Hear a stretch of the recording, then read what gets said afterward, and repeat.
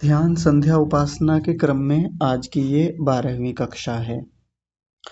हम लोग ध्यान संध्या उपासना में की जाने वाली तैयारी, ध्यान संध्या उपासना में जो हमारे लक्ष्य होते हैं और जो वहाँ किए जाने वाले प्रधान कर्म हैं, उन पर हम लोग विचार कर रहे थे, चर्चा कर रहे थे। तो इस क्रम में हमने कुछ चीज़ें देख ली थी, जैसे आसन। आसन के बाद हमको लक्ष्य चिंतन क्या करना है, उन पर बातें चल रही थी। साथ में क्रियाएं क्या होनी चाहिए, उन पर भी हमारी बात हो रही थी और हमने प्रत्याहार तक देख लिया था। मेरी आवाज़ थोड़ी बैठी हुई सी है आज, तो आपको थोड़ा अजीब लगे तो थोड़ा सा मैनेज करने का प्रयास कीजिएगा। तो प्रत्याहार का प्रसंग हमारा चल रहा था, इसमें दो चार बातें और हैं, वो भी कर लेते हैं ताकि ये प्रसंग थोड़ा गहराई से समझ में आ सके। तो आज की बातचीत को शुरू करने से पहले मैं आपको एक रोचक घटना सुनाना चाहता हूँ जो विषय से संबंधित है। अभी लगभग 5-6 दिन पहले की बात है। घर के सारे काम निपटा करके मैं अपने कमरे में बैठा हुआ था, तो मेरी जो माँ हैं, जो जननी हैं, वो भी कमरे में आ गईं। और शाम को अक्सर होता है कि कुछ दैनिक जीवन से संबंधित, व्यावहारिक जीवन से संबंधित या शास्त्रों से संबंधित हम थोड़ी बहुत चर्चाएं करते हैं। तो उस दिन माँ जब पास में आके बैठी तो वो उन्होंने एक प्रकरण उठाया बहुत सुंदर। और आपकी जानकारी के लिए एक बात बता दूं, हमारी माँ कोई बहुत ज़्यादा पढ़ी लिखी नहीं है, बहुत सामान्य सी माँ हैं, जैसी आमतौर पर गांव में होती हैं स्त्रियां। लेकिन जो माँ की समझ है बहुत गहरी है, जीवन को लेके उनका जो दर्शन है बहुत उत्तम है, स्वाध्याय करने की उनकी प्रवृत्ति है। तो उन्होंने कहाँ से कैसी बातें निकाली हैं वो आप समझने का प्रयास कीजिएगा। तो वो एक बच्चे की बात कर रही थीं। एक बालक है। कई बार ऐसा होता है कि कुछ माताएं अपने छोटे बच्चों को अपने परिवार वालों के प्रति कुछ खराब बातें उनके मन में भरती रहती हैं, तो वो ऐसा कुछ बता रही थीं। एक माँ अपने बच्चे को अपने ही परिवार वालों के प्रति, यानी अपने दादा दादी या बाकी परिवार के जो सदस्य हैं उनके प्रति कुछ खराब धारणा भर रही थी। तो माँ समझा रही थी कि ये जो कुछ माताएं अपने बच्चों के मन में इस प्रकार की बातें भरती हैं ना, एक समय ऐसा आता है जब इनके द्वारा सिखाई हुई उल्टी सीधी बातें एक बार एक समय आने पर इनको खुद झेलनी पड़ती हैं। यानी एक स्त्री अपने बच्चे को जो सिखाती है उल्टा सीधा कुछ भी, एक समय आने पर वो भी वृद्धा होगी, वो भी कभी उस स्थिति में जाएगी, बेटा बड़ा होगा और वो झेलने को मिलता है। और माँ ने एक बहुत सुंदर उदाहरण दिया जिसको मैं आपको अपनी शैली से सुनाना चाहता हूँ, क्योंकि उसमें अप्रत्यक्ष रूप से मैं भी संलग्न रहा हूँ। अप्रत्यक्ष रूप से यानी उस घटना से जुड़ा हुआ मैं भी हूँ। कैसे? तो बचपन में मैं गांव में ही पढ़ता था, तो हमारे गांव का ही एक लड़का मेरे साथ भी पढ़ा था, यानी मेरा सहपाठी रहा वो। 8वीं के बाद हम लोग अलग हो गए, उसकी दिशा अलग हो गई, हमारी दिशा अलग हो गई। तो वो गलत संगति में वो लड़का पड़ गया, मेरी ही आयु का रहा होगा। बहुत गलत संगति, इतनी खराब संगति हो गई कि वो शराब पीने लगा और बहुत बहुत गलत दिशा में वो लड़का चला गया। तो विवाह भी हो गया उसका, अभी शायद बच्चे भी हैं, एक बच्चे की मृत्यु भी हो गई पिछले दिनों। लेकिन इतनी खराब संगति हो जाने के कारण वो इतना क्रोधित हो जाता है कई बार कि वो ये नहीं देखता कि उसको कैसे अपने ऊपर नियंत्रण करना है। एक दिन क्या हुआ, उसको गुस्सा आया और गुस्से में उसने पूरे घर में अ, बवाल मचा दिया, तूफान मचा दिया। और उसके गुस्से का असर पता है क्या हुआ? उसके घर में एक भैंसा था। भैंसा मतलब जो बैलगाड़ी में चलता है, जैसे बैलगाड़ी में बैल चलते हैं ऐसे ही भैंसा भी होता है गाँव में। उसने उसको इतना मारा जम करके। एक यंत्र होता है, मतलब जो पशुओं को मारा जाता है, उसमें कील जैसी होती है, उसको गाड़ करके इतना लहूलुहान किया उसको बहुत भयंकर मात्रा में। इस गुस्से के कारण से पूरे घर को सिर पे उठा के रख लिया, पूरे मोहल्ले में बदनामी हो गई। उसकी माँ भागी फिर रही थी पूरे गांव में इधर उधर, यहाँ भी आई हमारे घर पे भी कि वो ऐसा कर रहा है, ऐसा कर रहा है।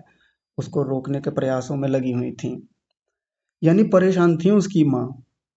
तो मेरी माँ बता रही थी कि ये जो लड़का है, बचपन में इसकी माँ ने इसको बहुत खराब संस्कार दिए। अपने दादा दादी के प्रति इसकी इस लड़के की माँ बहुत भड़काया करती थी, कान भरा करती थी कि तुम्हारे दादा ऐसे हैं, तुम्हारी माँ ऐसी हैं, और बाकी और भी बहुत खराब चीजें सिखाया करती थी उसको। और उसका परिणाम क्या हुआ? इतने 25-30 सालों के बाद आज वो खुद झेल रही हैं उस लड़के को। यानी जो सिखाया गया था, जो संस्कार उन्होंने अपने बच्चे को दिए, लड़के को दिए, आज वो लौट करके उनके पास आ रहे हैं। ये सब बातें मेरी माँ मुझे बता रही थी। और इतनी बातें बताने में, इस घटना को सुनाने में एक बहुत बड़ा दर्शन माँ ने दे दिया। वहाँ तो मैंने चर्चा नहीं की, लेकिन शास्त्र से जुड़ी एक बहुत कमाल की बात आ गई, जो हमारे आज के विषय से भी संबंधित है। एक तो वो जो हमारा योग दर्शन में प्रकरण चल रहा था कि जब हम अपकार करते हैं, सज्जनों का अपमान करते हैं, बड़े लोग जो हैं, बूढ़े लोग जो हैं, या जो वृद्ध हैं, बीमार हैं, जब हम उनका अपकार करते हैं, हानि करते हैं, तो उन सब अपकारों के द्वारा जो कर्म किया जाता है उसका फल हमको इसी जन्म में मिलता है, झेलने को मिलता है। एक सिद्धांत तो वो था जो दर्शन से हमने पिछले दिनों सीखा था। और एक दूसरा जो दर्शन हमको मिला वो प्रत्याहार से संबंधित है। प्रत्याहार से कैसे संबंधित है? कि व्यक्ति अपने जीवन में जो भी विचार करता है, जो भी वृत्तियां उठाता है, जो भी संस्कार अपने भीतर बनाता है, चाहे राग के हैं, चाहे द्वेष के हैं, अस्मिता के हैं, अभिनिवेश के हैं, या अविद्या के हैं, कितने भी संस्कार हों, कैसी भी चीजें हों, कर्मों को छोड़ दें, अभी मैं केवल वृत्तियों और संस्कारों की बात कर रहा हूँ, स्पेशली क्लेशों की। अपने जीवन में जितना ज़्यादा इन सब क्लेशों को, वृत्तियों को स्थान देता है, ये सब चीज़ें उपासना में भी उतनी ही गहराई से आकर प्रभाव डालती हैं। यानी वो अपनी वृत्तियों और संस्कारों को जितने सकारात्मक रूप से, अच्छे रूप से उठाता है, नियंत्रित रूप से काम करता है, व्यवहारिक जीवन में एकाग्रता से काम करता है, सुंदर वृत्तियों का सहारा लेता है, अक्लिष्ट वृत्तियों को उठाता है, विद्यापूर्वक व्यवहार करता है, तो उस व्यक्ति का प्रत्याहार यानी अपनी इंद्रियों पर नियंत्रण बहुत सुंदर होता है। जब वो ध्यान संध्या उपासना में बैठता है तो उसकी वैसी ही वृत्तियां बनती हैं और बहुत जल्दी वो संयमित होता है, बहुत जल्दी अपने ध्यान को एकाग्र कर लेता है, ऊंची गति बनती है। और जिस व्यक्ति ने अपने व्यवहार काल में जितना अपने आप को बिगाड़ा है, जितना अपने आप को उसने खराब किया है, उसको यही नहीं पता कि मैंने जीवन में कितनी सारी वृत्तियों को स्थान दे रखा था जो नहीं देने वाली थी। मैंने राग को, मोह को, क्रोध को, इन सब क्लेशों को कितना स्थान अपने जीवन में दिया। आज वो सब आके मुझे परेशान कर रही हैं। और ध्यान संध्या उपासना में जब हम बैठते हैं तब यही सब चीजें तो होती हैं, यही सब आती हैं। तो प्रत्याहार उस किए गए व्यवहार का परिणाम होता है जो हमने व्यवहारिक जीवन में किया है। जैसे एक माँ अपने बच्चे को जो सिखाती है, ठीक वैसा ही परिणाम उसका बालक उसको वृद्धावस्था में देता है, बुढ़ापे में उसका वैसा ही प्रभाव दिखाता है। माँ बच्चे को अच्छे संस्कार देती है तो बच्चा परिवार के बाकी सब लोगों के साथ भी अच्छा व्यवहार करता है, और इस माँ को भी वो लाभ ही, सुख ही देने वाला है वृद्धावस्था में। और अगर बिगाड़ेगी, गलत शिक्षा देगी अपने वृद्ध जनों के, सास ससुर के प्रति या बाकी अन्य परिवारजनों के साथ, तो फिर बच्चा वैसा ही बड़ा होकर के करता है। ये अधिकांश देखा जाता है सामान्य रूप से। तो जो हमारी चर्चा पिछले 2-3 दिनों में रही है प्रत्याहार को लेकर, ये वही है। ध्यान में बैठकर प्रत्याहार पर कुछ विशेष काम करना नहीं है। हाँ, थोड़ी बहुत तैयारियां हमको करनी होती हैं कि हम अपनी प्रत्येक इंद्रिय को बाहर के विषय से रोकने का अभ्यास करते हैं। अचानक से बाहर से कोई शब्द आ गया, किसी ने आवाज दे दी हमको, कोई खुसर पुसर बात कर रहा है, होता है ना वो, बड़े धीमे धीमे स्वर में घर में बातें चल रही हैं तो हमारा ध्यान अचानक से उधर भाग जाता है। इंद्रिय हमारी बाहर की ओर गति कर गई, बाहर के विषय पर चली गई, मन को भी उधर ही जाना पड़ता है क्योंकि तंत्र ही ऐसा है। परमात्मा ने इतनी सुंदर व्यवस्था मन की बना के दी कि मन को हम अपने हिसाब से भी चला सकते हैं और मन बाहर के विषयों से भी चला जाता है। ऐसी व्यवस्था है, यानी चेतन भी मन को चला सकता है और मन खुद भी चलता है, जबकि मन जड़ है। चौधरी साहब एक बार प्रश्न कर रहे थे, एक दिन फोन पर उन्होंने प्रश्न किया मुझसे कि मन तो जड़ वस्तु है, तो फिर ये कैसे चला जाता है जबकि आत्मा चेतन है, वो इसको चलाए, वो इसको नियंत्रित करे। तो इसको समझने के लिए एक उदाहरण बहुत बढ़िया है। जैसे आजकल स्वचालित गाड़ियां आ रही हैं, आप लोग जानते होंगे। स्वचालित गाड़ियों का मतलब ड्राइवरलेस गाड़ियां, उसमें ड्राइवर होता ही नहीं है, और ड्राइवर बैठ भी जाए तो मैन्युअली चला सकता है उसको। यानी किसी चेतन व्यक्ति ने, किसी कार कंपनी के मालिक ने, जैसे टेस्ला है, उसने उस कार के भीतर ऐसी प्रोग्रामिंग की हुई है, ऐसी व्यवस्था बनाई हुई है कि यदि व्यक्ति मैन्युअली चलाना चाहे, अपनी इच्छा से चलाना चाहे, तो भी गाड़ी को ऑपरेट कर सकता है, उसको जैसे चाहे वैसे चला सकता है। और अगर चाहे कि मुझे गाड़ी चलानी नहीं है तो आराम से सीट पर सो जाए, कोई दिक्कत नहीं है, गाड़ी अपने आप चलेगी। सब व्यवस्थाएं उसमें हैं। आजकल ऐसी गाड़ियां खूब मार्केट में हैं। मन भी वैसे ही काम करता है। मन को आत्मा चलाना चाहे चला सकता है, बिल्कुल। आत्मा जिधर चाहे मन को उधर खींच ले, जिस विषय में चाहे उस विषय में लगा ले। लेकिन मन की अपनी एक स्थिति है। ये बाहर के विषयों में स्वयं भी चला जाता है, खुद से विचार करने लगता है, स्वयं से वृत्तियों को उठा देता है, संस्कारों को उठा देता है। इंद्रियां बाहर इसे खींचना चाहें, इंद्रियां बाहर खींच के ले जाती हैं, बहिर्मुखी बना देती हैं। जड़ होते हुए भी ये हाल है। तो कोई ये ना सोचे कि मन तो चेतन होता है जी, और मन जड़ होते हुए ऐसा कैसे कर लेता है। तो वैसे कर लेता है जैसे स्वचालित गाड़ियां आजकल कर लेती हैं। रोबोटिक व्यवस्था, रोबोट नहीं होता क्या?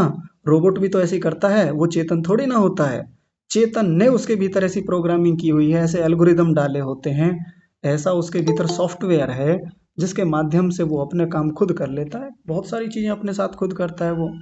जबकि सीधा सीधा चेतन का कोई कंट्रोल है नहीं उस पे। और लगेगा ये कि देखो एक चेतन की तरह व्यवहार कर रहा है ये रोबोट। तो मन की जो स्थितियां हैं, बहिर्मुखी भी हैं, अंतर्मुखी भी हैं। प्रत्याहार की प्रक्रिया में इस मन को बहिर्मुखी होने से रोका जाता है, और ये काम व्यवहार काल में ज्यादा होता है। व्यवहार काल का अभ्यास जितना परिपक्व होगा, जितना दृढ़ स्थितियों वाला होगा, तो जैसे ही हम ध्यान संध्या उपासना में बैठेंगे, मन तो भीतर लगा रखा है हमने, मन को भीतर अंतर्मुखी कर रखा है। इंद्रियां अपने आप पीछे पीछे आ जाएंगी, स्व विषय असंप्रयोगे, अपने अपने विषय को छोड़ करके। आंख अपने रूप विषय को छोड़ देगी, नासिका अपने गंध विषय को छोड़ करके मन के पीछे आ जाएगी। ऐसे ही बाकी इंद्रियां अपने अपने विषय को छोड़ करके मन के पीछे वैसे आ जाती हैं, जैसे एक रानी मधुमक्खी के पीछे बाकी सब मधुमक्खियां चलने लगती हैं, आ जाती हैं।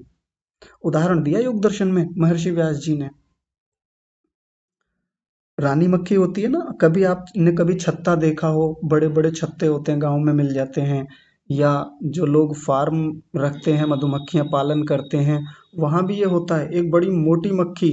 वहां तो मक्खियों का राजा बोला है योग दर्शन में, पर सामान्य भाषा में उसको रानी मक्खी बोला जाता है। वो रानी मक्खी जिधर को जाती है, सारी की सारी मक्खियां जो होती है ना, सामान्य मक्खियां, उसके पीछे पीछे दौड़ी चली जाती हैं। वैसे ही मन की भी यही हालत है। मन एक रानी की तरह है, रानी मक्खी की तरह। बाकी सब इंद्रियां उसके पीछे पीछे चलती रहती हैं। मन को अंतर्मुखी बनाना है हमको। बीच में कहीं चला गया, किसी इंद्र कोई इंद्रिय बाहर की ओर गति कर गई, बाहर से कोई विषय आया, कोई गंध आ गई, कोई आवाज आ गई, तो रोक लें उस समय के लिए। और मैंने एक सावधानी बताई थी, उस पर थोड़ा ध्यान देंगे। वो सावधानी ये है कि मान लीजिए बाहर के किसी विषय पर ध्यान हमारा चला गया, वो इंद्रिय चली गई, मन भी उसके साथ चला गया, कोई आवाज आई थी, कोई गंध आई थी, तो कोई बात नहीं, चला जाता है, क्योंकि अभी हमारा अभ्यास उतना परिपक्व नहीं है। जब परिपक्व हो जाएगा तो बाहर से कितनी आवाजें आएंगी पता भी नहीं चलेगा, बाहर से कितनी गंध आई पता भी नहीं चलेगा। सावधानी ये रखनी है कि जब बाहर से कोई वृत्ति आई, बाहर से कोई शब्द आया या गंध आई, चिंतन नहीं करना है उसका, उसके बारे में कई बार हमारा विचार बढ़ता चला जाता है। ये गंध कहाँ से आई, ये गंध किस चीज की है, आज क्या बन रहा है घर में, ये किस विषय से आई है, कौन व्यक्ति बात कर रहा है, अच्छा घर में कौन आया है। तो फिर हमारा चिंतन उधर ही चलता चला जाता है ना, पैसे लेने आया होगा, आज फिर मांगने आ गया। ऐसी वो उससे संबंधित बातें फिर आ जाती हैं हमारे मन में, और विचार चलते चलते बहुत दूर तक निकल जाता है। यानी जिस मन को अंतर्मुखी बनाना था, जिन इंद्रियों को अंतर्मुखी करना था, प्रत्याहार करना था, उल्टा हो जाता है मामला। ये है प्रत्याहार। इस पर बहुत काम करने की आवश्यकता है। मैं आपको एक बहुत रोचक बात बताता हूँ, बड़े ध्यान से समझेंगे। जो लोग संगीत बनाते हैं ना, जिनको हम संगीतकार भी बोलते हैं। बॉलीवुड में बहुत बड़े-बड़े संगीतकार रहे हैं। आज भी बड़े-बड़े महान संगीतकार हैं। हम उनको प्रायः गलत दृष्टि से देखते हैं क्योंकि वो जिस शैली के गाने बनाते हैं, जो लिरिक्स होते हैं वो हमको खराब लगते हैं, उसको थोड़ा छोड़ दें। लेकिन जो संगीत वो लोग बनाते हैं, इतना अद्भुत संगीत है, उन लोगों ने इतना ज़बरदस्त काम किया है कि बाहर की दुनिया में उतना देखने में नहीं आता। किया है लोगों ने बाकी जगह पर भी, लेकिन प्रसिद्धि बॉलीवुड को ज़्यादा मिली संगीतकारों के मामले में, संगीत के मामले में। तो जब कोई संगीतकार संगीत बनाता है, संगीत बनाने के बाद में वो जाँचता है अपने बनाए हुए संगीत को। यानी लिरिक्स लिखने वाला अलग है, संगीत बनाने वाला अलग है और गाने वाला अलग है। कई बार ये सारे काम एक व्यक्ति भी कर लेता है, लेकिन अभी इतना समझेंगे कि एक संगीतकार है जिसने संगीत बनाया, धुन वगैरह बनाई। बहुत सारे इंस्ट्रूमेंट का वो यूज़ करता है, ढेर सारे इंस्ट्रूमेंट लगते हैं उसमें। हमको तो लगता है तबला बज रहा होगा, गिटार, सितार ये बज रहे होंगे, लेकिन पता नहीं कितने सारे वाद्य यंत्रों का वो लोग प्रयोग करते हैं, जिनकी आवाज़ बड़ी बारीक होती है या बहुत कम समय के लिए आई, बीच में 1-2 बार आई थी, इतना ही होता है उनका रोल। तो ये जो संगीतकार होते हैं जब अपने उस बनाए हुए संगीत को जाँचते हैं, देखते हैं तो पता है क्या करते हैं? प्रत्याहार करते हैं। उनको नहीं पता कि वो प्रत्याहार कर रहे हैं, हमको नहीं पता कि वो प्रत्याहार कर रहे हैं। तो वो क्या करते हैं, ईयरफ़ोन लगाएँगे या हेडफ़ोन लगाते हैं और उसको लगाने के बाद में अपने संगीत को देखते हैं। कैसे देखते हैं?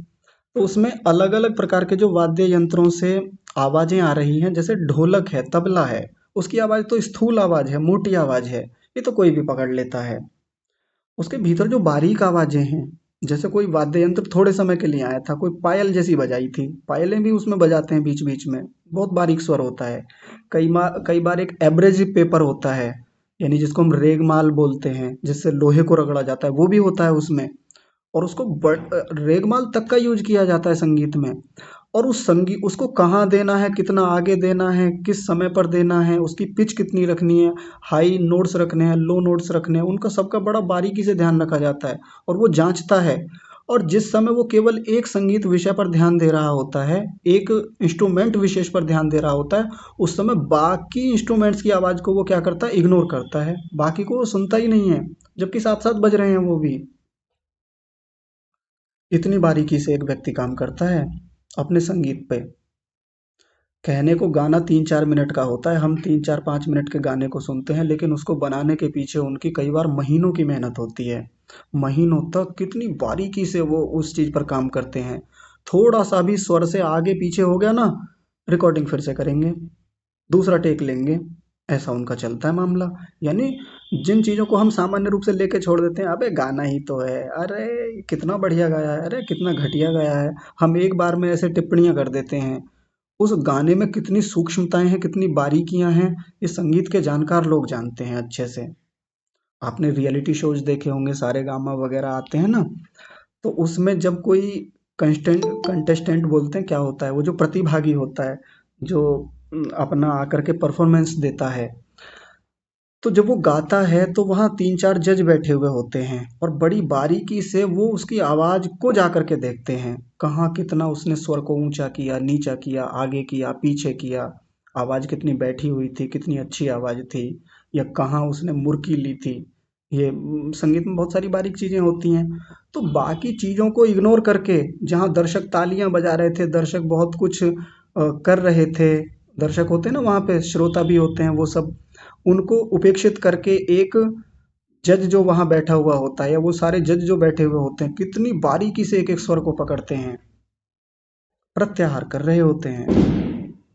वैसे कहने को तो एक विषय पर लगे हुए हैं, कहने को तो ये कहा जाएगा कि उन्होंने एक शब्द नाम का विषय पकड़ रखा है, लेकिन जिस समय वो शब्द विषय पर केंद्रित है ना, उस समय बाकी विषयों को एकदम हटाया हुआ है, अपनी इंद्रियों को उन विषयों से असंप्रयोग किया हुआ है। और जहाँ मन को लगाया है, मन के पीछे-पीछे वो सारी इंद्रियाँ उनकी आ जाती हैं। ये है प्रत्याहार। ऐसे वैज्ञानिक होते हैं, साइंटिस्ट होते हैं। कई बार हम वैज्ञानिकों को उल्टा-सीधा बोलते रहते हैं। कहते हैं कि ये भला क्या जाने अध्यात्म को, इनको भला क्या समझ परमात्मा की, ध्यान की, मेडिटेशन की। हाँ, वो लोग कई बार ऐसा टिप्पणियाँ होती हैं उनकी, वो नहीं मानते। लेकिन अगर सबसे अच्छे ध्यान के कोई इस दुनिया में लोग हैं ना ध्यान करने वाले, यदि कुछ आध्यात्मिक लोगों को छोड़ दें, तो वो वैज्ञानिक ही हैं।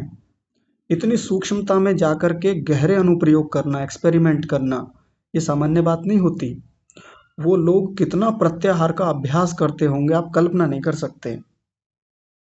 हम लोग सच में कल्पना नहीं कर सकते कि उन लोगों ने कितना प्रत्याहार पे काम किया होगा। वो नहीं जानते कि वो प्रत्याहार कर रहे हैं, हम नहीं जानते कि वो प्रत्याहार करके वहां तक गए हैं, लेकिन परोक्ष या प्रत्यक्ष रूप से चल तो प्रत्याहार ही रहा है उनका। सब ओर से मन को रोक करके मन को एक विषय पर केंद्रित करते हैं, और बाकी सब विषयों को, बाकी इंद्रियों को बहुत सूक्ष्मता से रोक करके वो काम कर रहे होते हैं। बहुत गहरे एक्सपेरिमेंट उनके चल रहे होते हैं। नैनो टेक्नोलॉजी की दुनिया में तो ये काम और भी सूक्ष्मता में होता है। यानी मोटे मोटे अनुप्रयोगों को छोड़ दें, जो सामान्य रूप से कोई व्यक्ति काम कर रहा है, कोई मोटी हार्डवेयर बना रहा है, या कोई बड़ी ऐसी स्थूल टेक्नोलॉजी है उसका निर्माण कर रहा है, उसमें तो उतनी कठिन बातें नहीं है। लेकिन जो सूक्ष्म लेवल पर काम चल रहे हैं, सॉफ्टवेयर लेवल पर, नैनो टेक्नोलॉजी लेवल पर काम चल रहे हैं, न्यूरॉन्स के लेवल पर काम चल रहे हैं, सोचिए एक वैज्ञानिक कैसे कितनी बारीकी से वहां प्रत्याहार का अभ्यास करता होगा। और स्वामी सत्यपति परिव्राजक जी ऐसे लोगों के बारे में एक बात कहा करते थे। वो कहते थे कि यदि ये साइंटिस्ट थोड़े से ईश्वर को मानने लगे ना, इन लोगों की अध्यात्म में थोड़ी रुचि बन जाए और ये इधर आ जाएं अध्यात्म में, तो ये जो तथाकथित आध्यात्मिक लोग हैं ना, इनको धूल चटा देंगे। यानी इनको एक झटके में पीछे छोड़ देंगे। इतना अभ्यास होता है उन लोगों का, इतनी अद्भुत क्षमताएं हैं उनके पास, ध्यान की, प्रत्याहार की, धारणा की, इन सब चीजों की। इसलिए ऐसे लोगों की निंदा नहीं करनी चाहिए। वैज्ञानिकों के जो काम श्रेष्ठ हैं उनकी हमको प्रशंसा करनी चाहिए, क्योंकि हम उन्हीं की हुई चीजों के कारण आज लाभ ले पाते हैं। उन्हीं के द्वारा किए हुए प्रयोगों से आज हम इतना कुछ सीख रहे हैं। खैर, ये बातें तो अलग रहीं। अब हम अगले विषय पर बढ़ते हैं, धारणा पर। धारणा क्या है? तो धारणा शब्द को समझने के लिए योग दर्शन का तृतीय पाद का पहला ही सूत्र है। योग दर्शन के तृतीय पाद की शुरुआत धारणा से ही होती है, और वहां एक बड़ा सुंदर सूत्र महर्षि पतंजलि जी ने दिया। वो कहते हैं, देश बंध चित्तस्य धारणा। चित्त को किसी एक स्थान पर बांध देना, ये धारणा होती है। अभी तक जब हम प्रत्याहार कर रहे थे या प्राणायाम करते हुए लाए, पीछे से आते हैं। पहले आसन लगाया था, आसन लगा के शरीर को स्थिर किया, प्राणायाम करके मन को भीतर लाने का प्रयास किया, थोड़ा स्थिर करने का प्रयास किया, प्रत्याहार से मन को अंतर्मुखी बनाया, इंद्रियों के उसको पीछे पीछे लेके आया। अब उस मन को कहीं एक स्थान पर टिकाना है, ताकि मन टिके और इंद्रियां भी रुक जाएं। तो उसके लिए सूत्र में क्या कहा, फिर से सुनेंगे एक बार। देश बंध चित्तस्य धारणा, चित्त को बांध देना। कहाँ पर बांध देना? किसी एक देश में। देश का मतलब कंट्री से नहीं है यहाँ पर, देश का मतलब स्थान से है। और वो स्थान क्या बताया? तो स्थानों के उन्होंने बहुत सारे नाम गिनाए हैं। महर्षि व्यास जी ने व्यास भाष्य में कई सारे नाम बताए, मैं आपको बताता हूँ, ध्यान से समझेंगे। शरीर में कई सारे स्थान हैं। जैसे उन्होंने एक नाम बताया, नाभि चक्र। मैं उनकी ही भाषा में बताता हूँ आपको। नाभि चक्र बताया, दूसरा बताया हृदय पुंडरीक, और तीसरा बताया मूर्धा ज्योतिषी, अगला बताया नासिकाग्र, फिर उससे आगे बताया जिह्वाग्र, जिह्वा का अग्रभाग। तो ये क्या हैं, इन पर अपने मन को कैसे टिकाएं? तो आइए इन पर बात करते हैं। सबसे पहला नाम है नाभि चक्र। नाभि के साथ एक चक्र शब्द जुड़ा हुआ है। तो कई बार हम सोचते हैं कि नाभि के भीतर कोई चक्र होता होगा, जैसी वो 8 चक्रों की कल्पना की जाती है ना, या बात भी की जाती है। वेदों में भी ऐसा मंत्र आता है, अष्ट द्वार, क्या है वो, अष्ट चक्र नव द्वारा, कुछ ऐसे करके आता है। वेद में भी एक मंत्र है ऐसे ही। तो होता होगा कोई चक्र भीतर, उसकी भी लोग कल्पना करते हैं, उसके बारे में भी बात करते हैं। लेकिन यहाँ चक्र का वैसा कोई मतलब नहीं है चक्र से। नाभि चूंकि एक गोल शेप में है, या भीतर ऐसा भी कहा जाता है कि शरीर का संपूर्ण तंत्रिका तंत्र यहाँ से जुड़ा हुआ होता है, तो यहाँ उसका जाल जैसा है, चक्र जैसा है, यहीं से प्रसार है तंत्रिका तंत्र का, तो उसको चक्र एक नाम दे दिया है। यानी एक आलंकारिक भाषा है। नाभि के साथ चक्र शब्द लगाने का ये मतलब है। मोटा मोटा यदि हम समझें, तो मन को नाभि पर टिकाना, ये धारणा है। मन जैसे ही नाभि पर आकर टिकेगा तो इंद्रियों में वश्यता आ जाएगी, यानी इंद्रिय वशीकरण की स्थिति बन जाएगी हमारी। इंद्रियां फिर बाहर भागेंगी नहीं, अब मन के पीछे बंध जाएंगी वो, क्योंकि मन को बांध लिया है हमने। एक स्थान हो गया। दूसरा स्थान है हृदय पुंडरीक। ये ऑप्शन बता रखे हैं, कोई ये ना सोचे कि सब जगह लगाना है, जहां हमको ठीक लगे। अभी बात करेंगे कि कहाँ टिकाना चाहिए हमको। दूसरा शब्द उन्होंने बताया हृदय पुंडरीक। हृदय पुंडरीक का मतलब क्या है? पुंडरीक बोलते हैं कमल को, जो लाल एकदम सुर्ख लाल होता है ना, वैसा कमल होता है उसके जैसा। तो जो हृदय में वो स्थान भीतर है जो कमल जैसा है, यानी उसकी आकार होता होगा कमल जैसा कुछ उस तरीके से, वो भी एक अलंकारिक शब्द है। जैसे कई बार कह देते हैं ना, इनके चरण कमल मैंने स्पर्श किए, इन्होंने अपने कर कमलों से मुझे आशीर्वाद दिया। तो कर जो होते हैं हाथ कमल जैसे थोड़ी ना होते हैं, या चरण कमलों जैसे थोड़े ना होते हैं। हाँ, एक अलंकारिक भाषा में भाषा की सज्जा ऐसी होती है कि कई बार ऐसे शब्दों का प्रयोग किया जाता है। तो हृदय पुंडरी कहने के पीछे भी यही तात्पर्य है कि हृदय का जो स्थान है वो कमल की भांति बहुत सुंदर है, बहुत प्यारा है। ऐसा कुछ रहा होगा उनके इस शब्द को लिखने के पीछे का उद्देश्य। तो हृदय पर अपने मन को केंद्रित करें, हृदय पर लगा लें। ये प्रत्याहार के बाद करना है। फिर अगला बताया मूर्धा ज्योतिषी। मूर्धा ज्योतिषी, शरीर में एक मूर्धा का स्थान होता है। हालांकि इसको लेकर विद्वानों में बहुत सारे विचार रहते हैं, अलग अलग उनके विवाद हैं, वाद हैं। मूर्धा अलग अलग बताते हैं। जैसे मूर्धा एक तो वो है जहां से हम ट वर्ग का उच्चारण करते हैं, ट ठ ड ढ, ये होता है ना। तो जीभ हमारी जहां जाके लगती है उसको मूर्धा बोला जाता है।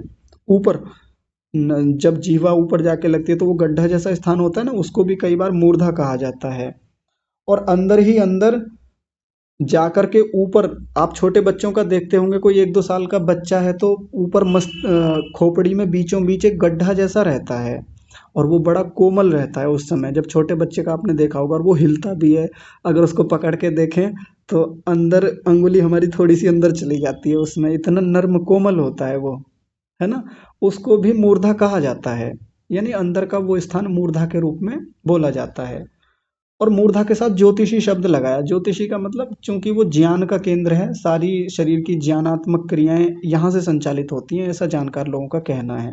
इसलिए इसके साथ ज्योतिषी शब्द भी आलंकारिक रूप में लगाया हुआ है, यानी मूर्धा पर अपने मन को टिका सकते हैं, ये मुख्य बात है। एक उन्होंने बताया नासिकाग्र। नासिका का अग्रभाग, बिल्कुल आगे जो उभरा हुआ निकला हुआ हिस्सा है ना, उसके अग्रभाग पे भी हम अपने मन को टिका सकते हैं। लेकिन बाहर की ओर से नहीं, भीतर की ओर से टिकाना है। इन पर अभी बात करेंगे विस्तार से अच्छे से। तो नासिका का अग्रभाग हो गया, आप नोट कर सकते हैं तो नोट कर लीजिए। एक अंतिम उन्होंने बताया जिह्वाग्र। जिह्वाग्र यानी जिह्वा का अग्रभाग, जीभ होती है उसका आगे की जो नोक जैसी है, बिल्कुल एकदम अग्रभाग, उस पर अपने मन को टिका दें। ये सब धारणा के स्थल बताए, धारणा के स्थान बताए कि यहां हम अपने मन को टिका सकते हैं। शरीर के स्थान है ये। हालांकि इसमें और आगे बहुत विस्तार से बात बोलते हैं, उनके बारे में अभी बात नहीं करेंगे, नहीं तो कंफ्यूजन हो जाएगा। पहले इन पर ही बात करते हैं, सब पर। तो किसी भी साधक को जब उसने प्रत्याहार का अभ्यास किया, मन को अंतर्मुखी कर लिया है, अब मन को कहाँ टिकाए, तो सबसे पहले उन्होंने जो स्थान बताया, हृदय पुंडरीक, नाभि चक्र बताया। नाभि चक्र हृदय का स्थान हो गया, मूर्धा हो गया, नासिका का अग्रभाग हो गया, ये जिह्वा का अग्रभाग हो गया। ये कुछ स्थान बताए। तो क्या सब पर लगाएं? तो सब पर नहीं लगा सकते हम किसी एक स्थान को चुन लें इनमें से, जिस पर हमको ठीक लगे। लगा लगा कर देख लें। मान लीजिए आज हम शाम को उपासना करने बैठे और हम धारणा कर रहे हैं, तो आज हम प्रयास करें नाभि पर लगाएंगे। नाभि पर लगा कर देखेंगे, अगर हमारा मन वहाँ टिकता है, 1-2 दिन अभ्यास करके देख लें, 2-4 दिन करें, बढ़ा लें उस समय को। यदि लगे कि हाँ यहाँ लगाने में अच्छा लगता है, मन टिक जाता है नाभि पर आकर के, तो फिर इसी को अपना पकड़ लें, धारणा वाला स्थान इसी को बना लें। यदि किसी को लगता है नाभि पर बात नहीं बन रही, तो बदल कर देख लें, अब हृदय प्रदेश में आ जाएं। हृदय में बीचों बीच दोनों वक्षों के मध्य में जो स्थान होता है ना, यहाँ पर लगा लें, क्योंकि इस स्थान को आत्मा का भी निवास केंद्र कहा जाता है, कि हमारा आत्मा इसी जगह रहता है, हृदय के पास में। अब चूंकि आत्मा का भी साक्षात्कार करना है, आगे जाके आत्मा का भी ध्यान करना है, तो बहुत सारे जो साधक हैं, जानकार लोग हैं, वो ये कहते हैं कि ये स्थान ज़्यादा उपयुक्त है, सबसे अच्छा इसी को बताया जाता है, यहाँ लगा लें। और अगर किसी को लगता है कि यहाँ भी मेरी बात नहीं बन रही है, धारणा नहीं बन पा रही, मन नहीं टिक रहा है, यहाँ भी बदल के देख लें, मूर्धा पे लगाएं ऊपर अंदर की ओर से, वहां बात नहीं बनी तो नासिका के अग्रभाग पर केंद्रित करें। और अब सावधानी की बात है कि नासिका पर केंद्रित करने का यह मतलब नहीं कि नासिका का ध्यान करें, नासिका के अग्रभाग का ध्यान करें, अंदर से ध्यान करें, अंदर से उस पर टिकाने का प्रयास करें। और अंदर से टिकाने का क्या मतलब है? नासिका के उस अग्रभाग पर भीतर की ओर से क्या संवेदनाएं हो रही हैं, संवेदनाएं होती हैं, किसी प्रकार की कोई लुपलुपाहट जैसी हो रही है, कुछ स्पंदन हो रहा होगा, या और कोई संवेदना, वहाँ थोड़ा बहुत हलचल होगी किसी प्रकार की, कुछ और हो सकता है, तो अलग अलग सबके एक अनुभव होते हैं। उस संवेदना को भीतर की ओर से पकड़ना है उस पर बहुत विचार नहीं करना कि नासिका है काले रंग की है या गोरे रंग की है, ऐसी है, मेरी लंबी नाक है, मेरी तिरछी है, उनकी तो बड़ी तिरछी थी, उनकी बड़ी लंबी है, ये विचार नहीं करने हैं। अंदर से बस उस संवेदना को पकड़ेंगे, मन वहीं टिक जाएगा। ये विधि बताई जाती है, ये विधि करनी होती है हमको। तो ये तो हुआ नासिका का अग्रभाग। और एक बताया जिह्वाग्र, जिह्वा का अग्रभाग, हमारी जीभ होती है, उसको अधर में टिका लें। अधर में भी नहीं टिक रही तो कहीं टिका लें, जहां भी जाके वो स्थिर हो पाए। अब हलचल होगी, चलेगी फिरेगी, तो मन भी वैसे ही चलेगा फिरेगा। तो मान लीजिए नीचे की ओर हमारी जो जीभ है वो रुक गई है या अधर में रोक रखी है हमने बीचों बीच, है ना, उसके अग्रभाग पे अपने ध्यान को केंद्रित करें। और अग्रभाग पर ध्यान केंद्रित करने का मतलब विचार नहीं करना है, बस टिकाने का मतलब है कि वहाँ होने वाली संवेदनाओं को पकड़ना है कि वहाँ चल क्या रहा है, उस पर हो क्या रहा है। एक समय के बाद होगा क्या, जब जीभ पर हमारा ध्यान जाएगा तो अंदर लार बनेगी, और लार का अपना एक स्वाद होता है, रस होता है, तो कई बार उस पर भी मन जा सकता है, हमारा मन चला जाता है कि आहा क्या स्वाद है। ये कई बार थोड़ा कसैला सा, खट्टापन जैसा, ऐसा भी हो सकता है, पित्त जैसा एक होता है ना, उसका स्वाद बिल्कुल वैसा आएगा। उस पर नहीं टिकाना, जिह्वा के अग्रभाग पर केंद्रित रखना है मन को। और इस पूरी प्रक्रिया में करते करते एक ऐसी स्थिति बनेगी, मन टिकने लगेगा। अब थोड़ी सी सावधानियां भी हैं, सावधानियों को थोड़ा ध्यान से सुनेंगे। जैसे मान लीजिए किसी व्यक्ति ने अपने हृदय प्रदेश में, हृदय स्थान में मन को टिकाया, तो कुछ लोग ऐसे होते हैं जिनका मन थोड़ा कमजोर होता है या शारीरिक दुर्बलता होती है, तो कई बार होता यह है कि वो कांपने लगते हैं, हृदय में अचानक से धड़कन तेज हो जाएगी, ऐसा हो जाता है, भीतर से घबराहट जैसी होने लगती है और बेचैनी से बढ़ जाएगी। अगर हृदय प्रदेश में ऐसा हो रहा है, ऐसा धारणा करते समय, तो थोड़ा सा सावधान हो जाएंगे, हटा लेंगे मन को, वहां से बिल्कुल अलग कर लेंगे, फिर किसी और स्थान पर, जो स्थान मैंने बोले यहाँ से, वहां टिकाने का प्रयास करेंगे। क्योंकि जब समस्या ही हो रही है, दिक्कत हो रही है, तो फिर तो मन वहीं जाएगा, मन परेशान हो जाएगा, और मन ही परेशान होगा, मन ही भटकेगा, क्या फिर उपासना आगे चल पाएगी, है ना। सारा मामला तो मन का है, सारी जद्दोजहद तो इस मन को रोकने की है, मन को कहीं टिकाने की है, कहीं तो टिके कहीं तो रुके, तो वहां टिकाना है मन को। अब हृदय प्रदेश में दिक्कत हुई तो फिर कोशिश करें कि हम, एक स्थान बताया जाता है भ्रू मध्य में, यहाँ भी लगा सकते हैं, ऋषि ने नहीं दिया, बहुत सारे लोग यहाँ भी अभ्यास करते हैं और कराया जाता है, और अपने साधक लोग भी खूब करते हैं यहाँ पर। भ्रू मध्य यानी मस्तक में जहाँ स्त्रियां बिंदी लगाती हैं ना, तिलक लगाया जाता है, वहाँ उस स्थान पर भी हम अपने मन को टिका सकते हैं। और कई बार समस्या वहां भी हो जाती है, जब कुछ लोग वहां अपने ध्यान को केंद्रित करते हैं, तो इतना जबरदस्ती, इतना बलपूर्वक वहां केंद्रित करते हैं कि जबड़े भिज जाएंगे, कई बार उनके माथे में बल पड़ जाते हैं, पलकों को बहुत तेजी से भींचेंगे यानी आंखों को भींचते हैं। और इस प्रक्रिया में क्या होता है, वहां की मांसपेशियां सिकुड़ती हैं, जकड़ती हैं, और थोड़ी देर ऐसे जकड़न होगी तो क्या होगा, माथे में सलवटें बनेंगी, और दर्द होने लगेगा, परेशानी होगी, फिर पीड़ा कई बार बढ़ती चली जाती है। वो सोचते हैं कि ये तो सहन करना पड़ेगा, क्योंकि कह रखा है तपह द्वंद्व सहनम, कि ये द्वंद्वों को तो सहना पड़ेगा, तप तो करना पड़ेगा, तो तप को सहते रहते हैं उसको, ऐसे गोलूपन नहीं करना है ऐसे जगह पे, क्योंकि जब वहाँ दर्द हो रहा है, पीड़ा हो रही है, तो बाधा हो जाएगी। मन को टिकाने की एक बड़ी सूक्ष्म प्रक्रिया चल रही है, आंतरिक अंग है ये। अब मन को अंदर ले जाने की एक बहुत गहरी प्रक्रिया चल रही है और उसमें ज़्यादा कष्ट देने की आवश्यकता नहीं है अपने आप को।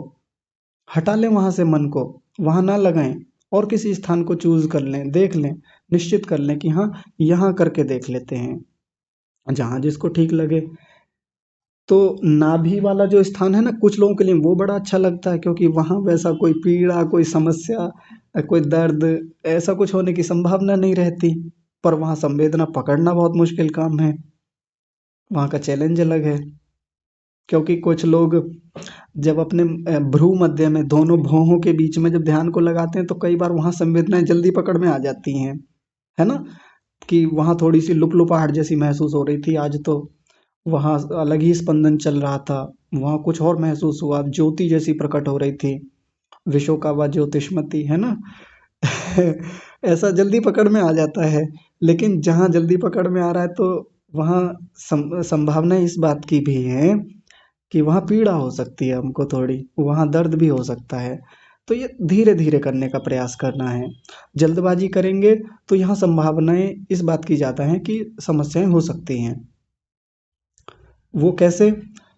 जैसे मान लीजिए कोई व्यक्ति बाइक से जा रहा है या स्कूटी से जा रहा है, तो जब तक 20-30 किलोमीटर प्रति घंटा की रफ्तार होती है, तो उतने में लगभग सब वाहन आराम से चलते हैं, धूम-धाम से, बढ़िया से। कोई दिक्कत थोड़ी होती है। लेकिन जैसे-जैसे गति बढ़ती है, मान लीजिए साइकिल भी है और साइकिल को किसी पे बाँधा हुआ है, किसी के साथ, और बहुत तेज़ गति बढ़ाने लगे अब साइकिल की भी, तो 20-30 की गति होने के बाद साइकिल में क्या होता है, काँपने लगती है बहुत बुरी तरह से। उतने में बाइक सामान्य चलती रहती है। बाइक को भी आगे जब स्पीड बढ़ाई जाती है तो एक समय ऐसा आता है 80-90 पे जाके वो भी काँपने लगती है ना? गाड़ी वहाँ भी सामान्य चलती रहती है, गाड़ी पे कोई अंतर नहीं आता। लेकिन गाड़ी को भी जब 150 पौने 200 पे ले जाते हैं तो गाड़ी भी क्या होती है, फिर उसके साथ भी कंपन जैसी स्थिति बनने लगती है। यानी जैसे-जैसे गति बढ़ती है, जैसे-जैसे विस्तार होता है, वैसे-वैसे संभावना इस बात की रहती है कि अब यहाँ कुछ ना कुछ कंपन हो सकता है, अब कुछ ना कुछ यहाँ स्थितियाँ बदलेंगी। ऐसा होता है सामान्य रूप से बाहर की दुनिया में। तो धारणा के अभ्यास में भी ये सब होने की संभावनाएँ हैं। इसलिए थोड़ा सावधानी से, धीरे से धारणा के अभ्यास हमको करने हैं। अपना एक स्थान निश्चित कर लें धारणा का कि मुझको तो यहाँ टिकाना है। जैसे किसी का बड़ा अच्छा ये होता है कि वो जिह्वा के अग्रभाग पे केंद्रित कर लेता है। वहाँ उतनी ज़्यादा समस्याएँ होती नहीं और बड़ी अच्छी संवेदनाएँ आती हैं जिह्वा के अग्रभाग पे, वहाँ कर लें।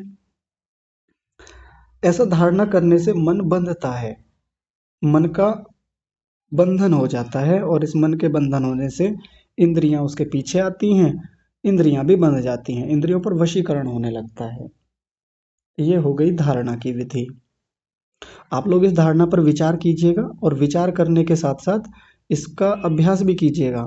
और ये एक दो दिन का मामला होता नहीं है कि ऐसा सोचें कि आज लगाया था जी, इसमें तो कुछ हुआ ही नहीं, करके देखा था, पिछले 5 दिन से कर रहे हैं, 10 दिन से धारणा का अभ्यास कर रहे हैं, अब तक तो मन टिका नहीं है, क्या फालतू की विधि है ये, क्या बकवास है, हमें समझ में नहीं आई।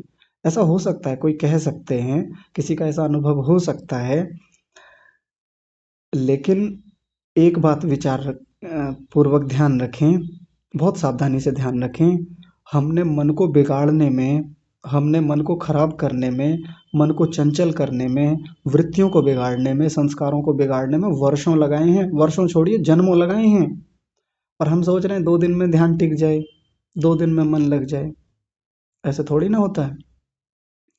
तो धारणा लगाने में अभ्यास तो करना पड़ेगा, क्योंकि बिगाड़ा हुआ हमारा है, सुधारना हम ही को है।